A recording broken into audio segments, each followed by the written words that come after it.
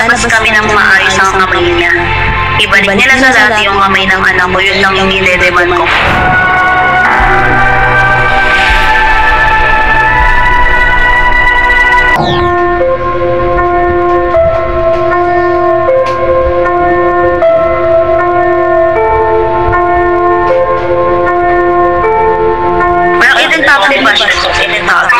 Ganun yung napansin ko sa kanya nung mga wala pang oras eh.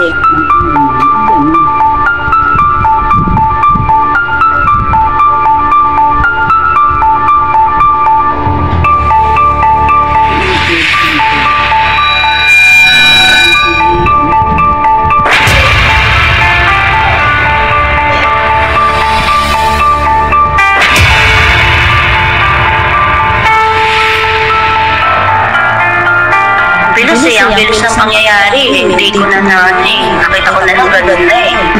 Tapos parang kinabahan na ako. Kasi nanay, syempre kakabahan ka eh.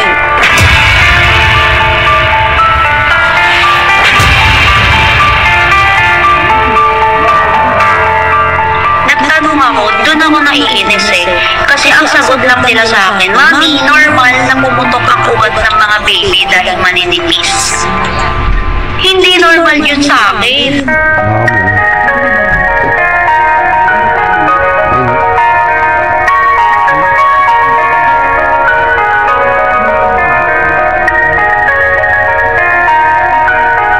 December 9, pina-CBC siya. Pababa yung yung CBC niya, mababa. So, nag-decision yung pedya doctor dito na pa-transfusion siya ng dugo.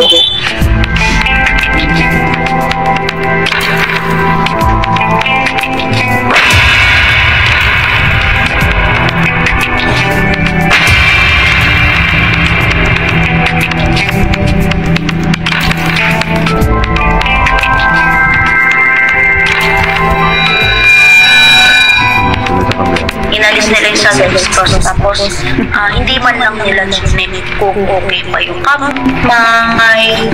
No, after nun, kinabukasan, sabi ko, anak, parang irritable siya. Doon ko na nakita na gano'n na yung kamay ng anak ko.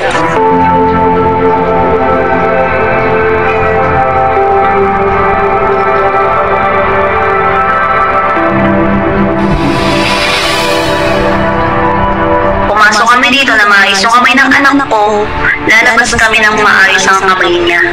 Ibalik nila sa dati yung kamay ng anak ko, yun lang yung nidedeman ko.